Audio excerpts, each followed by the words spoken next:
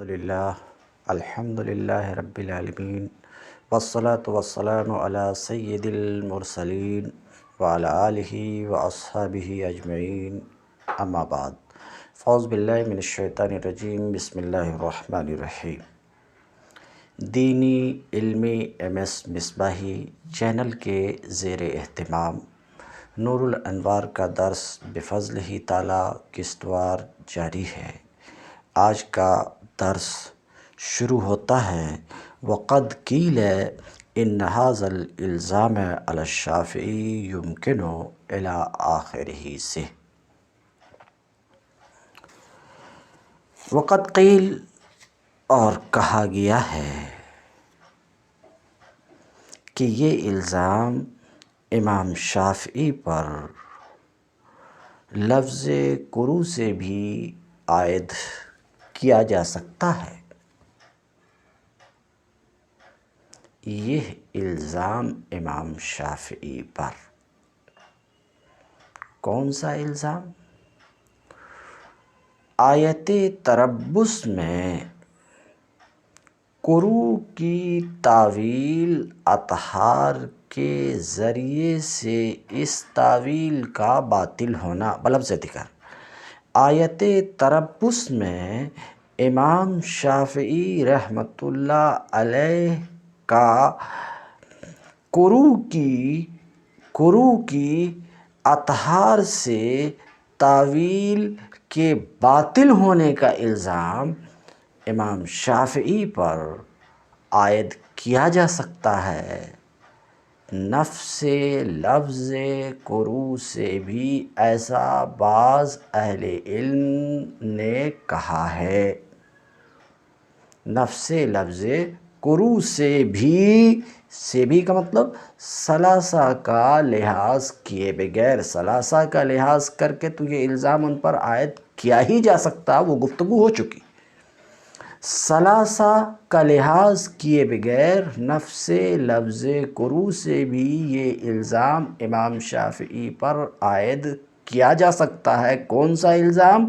کہ آیت میں کرو کی تاویل اطہار سے باطل ہے، یہ الزام۔ اب عبارت دیکھیے، کہا گیا ہے کہ یہ الزام امام شافعی پر عائد کیا جا سکتا ہے لفظ کرو سے بھی اللہ تعالیٰ کے قول ثلاثہ کا لحاظ کیے بغیر۔ اب یعنی نفس لفظ کرو سے بھی یہ الزام ان کے اوپر عائد ہو سکتا ہے۔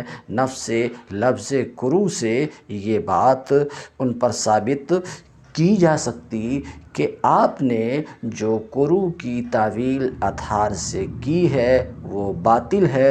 خود اس بطلان پر دلیل لفظ کرو ہے۔ بعض اہل علم نے ایسا کہا ہے۔ اس بطلان کی دلیل لفظ کرو خود ہے، لفظ کرو خود گواہ ہے، دلیل ہے اس بات پر کہ کرو کی تاویل اطہار سے باطل ہے۔ وہ اس طریقے پر کہنے والے کہتے ہیں، اس طریقے پر کہ اس آیت میں کرو یہ جمع ہے، کر ان کی، اور اقل جمع 3 ہے۔ اقل جمع کتنے ہیں؟ 3 ہیں۔ تو جب اقل جمع 3 ہے تو اگر کرو سے مراد اطہار کو لیا جائے، کرو سے مراد اطہار لیا جائے، جیسا کہ امام شافعی کرو سے مراد اطہار لیتے ہیں، اور کرو سے مراد اطہار لیا جائے، اور چونکہ طلاق طہر میں مشروع ہے تو کہتے ہیں اور طلاق طہر میں واقع ہو۔ کرو سے کیا مراد لیا جائے؟ اطہار لیا جائے، اور طلاق طہر میں واقع ہو، اور اس طہر کو عدت میں شمار کیا جائے، جیسا کہ امام شافعی کا مذہب بھی یہی ہے کہ یہ طہر جس میں طلاق واقع ہوئی اس کی کاؤنٹنگ عدت میں ہے، اس کی گنتی عدت میں ہے، تو یہ طہر جس میں طلاق واقع ہوئی ہے عدت میں اسے شمار کریں، عدت میں اسے شمار کریں۔ اس کے بعد 2 طہر اور عدت میں ہو تو وہ 2 طہر اور تیسرے کا باز ہوئی، تو عدت اس وقت 2 طہر ہوگی اور تیسرے کا باز ہوگی، تو اس وقت جمع کا معنی باطل ہو جائے گا، اقل جمع 3 ہے۔ یہ بات ہدایہ میں ہے، کہنے والے نے ایسا کہا کہ یہ الزام امام شافعی پر نفس لفظ قروء سے بلا لحاظ کیے ہوئے ثلاث کے عائد کیا جا سکتا، اس لیے کہ قروء جمع ہے اور اقل جمع 3 ہے، تو طلاق طہر میں واقع ہوئی اور اس طہر کو عدت میں شمار کریں گے تو ظاہر سی بات ہے اس وقت 3 طہر نہیں ہوئی بلکہ 2 طہر ہوئی اور تیسرے کا باز، تو جمع کا معنی باطل ہوا، جمع کا معنی باطل ہوا۔ کیوں؟ قروء سے اطہار مراد لیے جانے کی وجہ سے اب یہ جمع کا معنی باطل نہ ہو، اس کے لیے ضروری ہے کہ قروء سے مراد اطہار نہ ہو، حیض ہو، کیونکہ اگر قروء سے مراد حیض لیا جائے تو جمع کا معنی باطل نہیں ہوگا، ایسا صاحب ہدایہ نے کہا ہے، ایسا کہنے والے نے کہا ہے، مگر شارح کہتے ہیں یہ قول فاسد ہے کہ نفس لفظ قروء سے امام شافعی پر الزام عائد کیا جا سکتا، یہ قول فاسد ہے۔ کیوں؟ تو کہتے ہیں وہذا فاسد، یہ قول فاسد ہے اس لیے کہ جمع سے کئی مرتبہ 3 سے کم بھی مراد لیا جاتا ہے، تو جمع کے لیے جائز ہے کہ جمع کا لفظ ذکر کیا جائے اور اس سے مراد 3 سے کم ہو، ایسا جائز ہے۔ تو ٹھیک اسی طریقے سے جب جمع سے مراد 3 سے کم بھی لیا جا سکتا ہے تو یہاں پر قروء سے بھی مراد 3 سے کم لیا جا سکتا۔ رہی بات یہ کہ جمع میں ایسا ہو سکتا کہ اس سے مراد 3 سے کم ہو، قرآن پاک میں ہے للحج اشہر معلومات، اشہر یہ جمع ہے اور یہاں پر 3 سے کم مراد ہے، 3 سے کم مراد ہیں، کیسے؟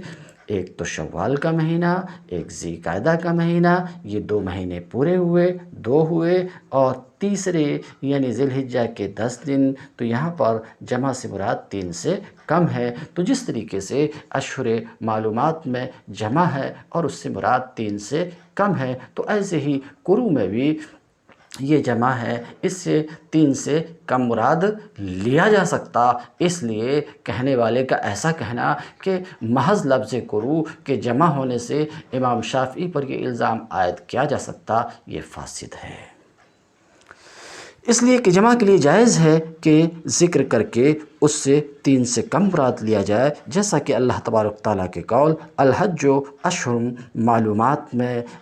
معلومات میں 3 سے کم مراد ہیں، ویسے ہی یہاں پر بھی جائز ہے کہ قروء سے مراد 3 سے کم ہو، تو پھر یہ الزام امام شافعی پر عائد نہ ہو سکے گا۔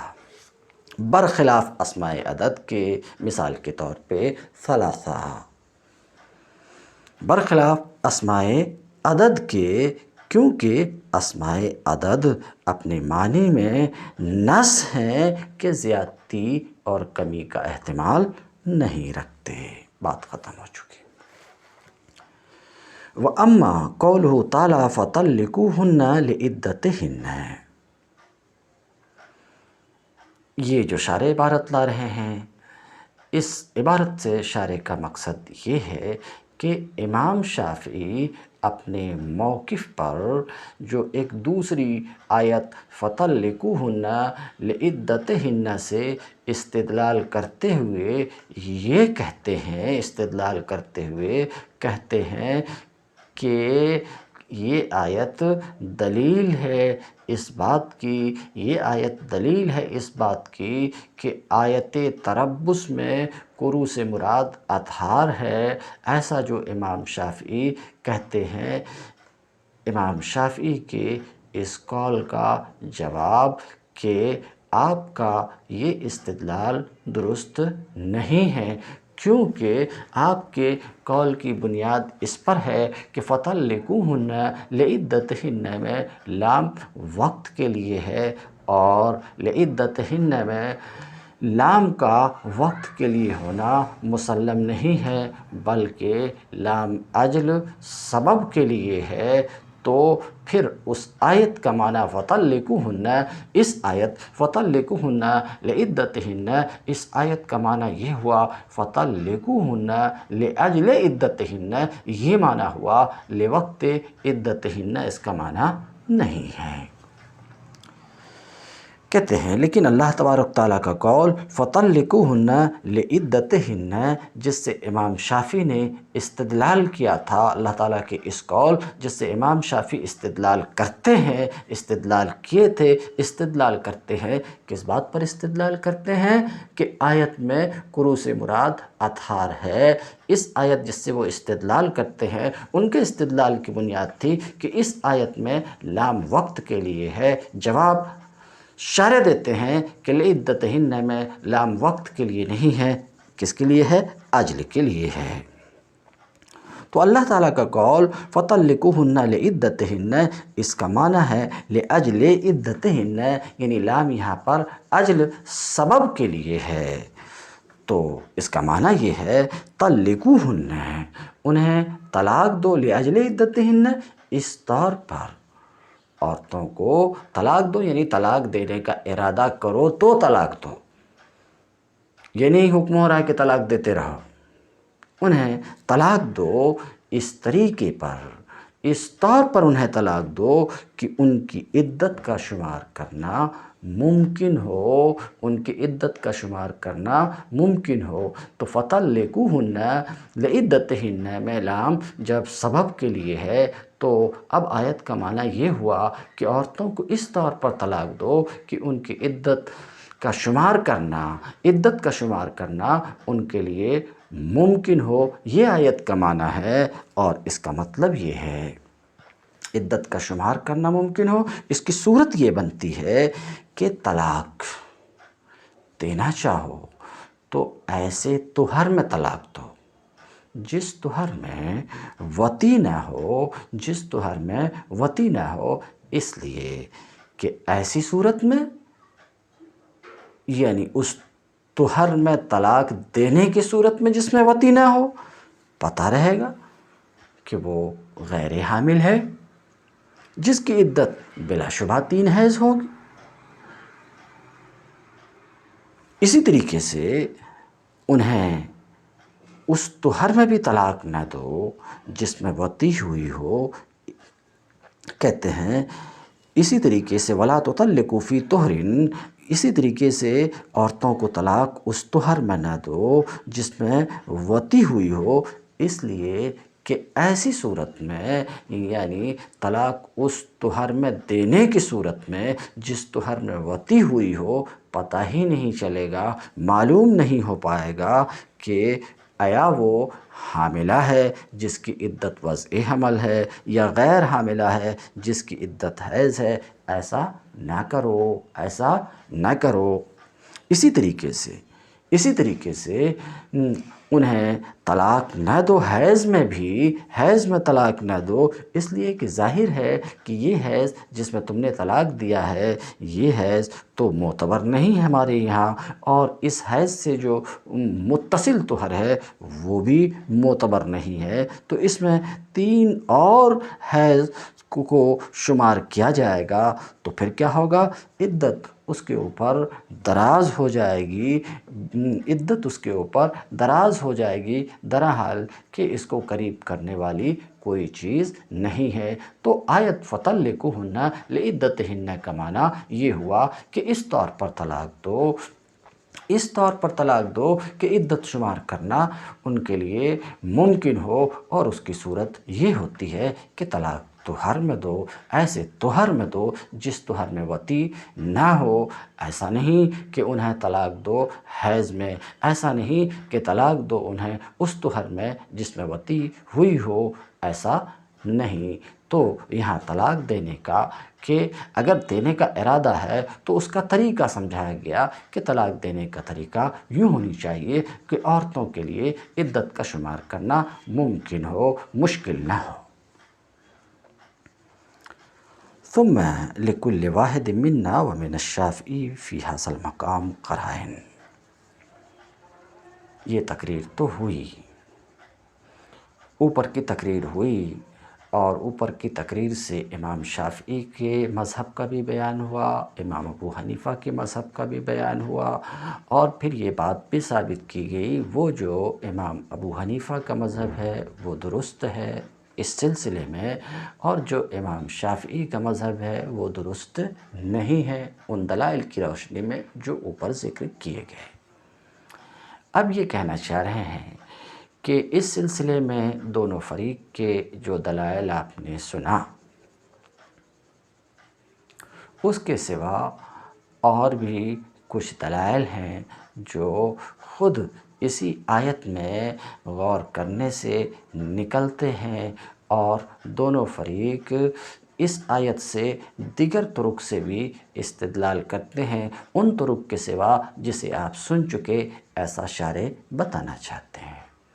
مثال کے طور پر امام شافعی اپنے مذہب پر اس آیت میں لفظ ثلاثہ سے استدلال کرتے ہیں، لفظ ثلاثہ سے استدلال کرتے ہیں، جیسے کہ لفظ ثلاثہ سے استدلال کر کے ہم اس بات کو ثابت کیے کہ ثلاثہ دلیل ہے اس بات کی کہ آیت میں قروء سے مراد حیض ہے، اطہار نہیں۔ تو امام شافعی بھی ایسا کہتے ہیں، ثلاثہ دلیل ہے اس بات کی کہ آیت میں قروء سے مراد اطہار ہے، حیض نہیں ہے۔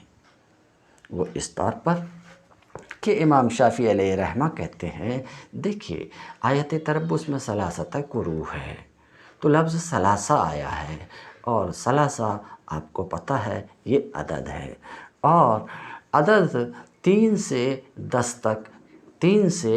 تک یعنی ثلاثہ سے عشرہ تک عدد میں 3 سے ثلاثہ سے عشرہ تک عدد میں 3 سے 10 تک عدد کے سلسلے میں ضابطہ یہ ہے کہ معدود مؤنث تو عدد کو مذکر لانا ہوگا، اور معدود مذکر تو عدد کو مؤنث لانا ہوگا۔ تو ثلاثہ سے عشرہ تک عدد میں یہ ضابطہ ہے۔ یہاں پر ثلاثہ قروء عدد میں جب ہم دیکھتے ہیں تو صاف طور پہ نظر آتا کہ ثلاثہ مؤنث ہے، تو عدد مؤنث ہے تو ظاہر سی بات ہے قاعدہ کی روشنی میں اس کا معدود مذکر ہونا چاہیے۔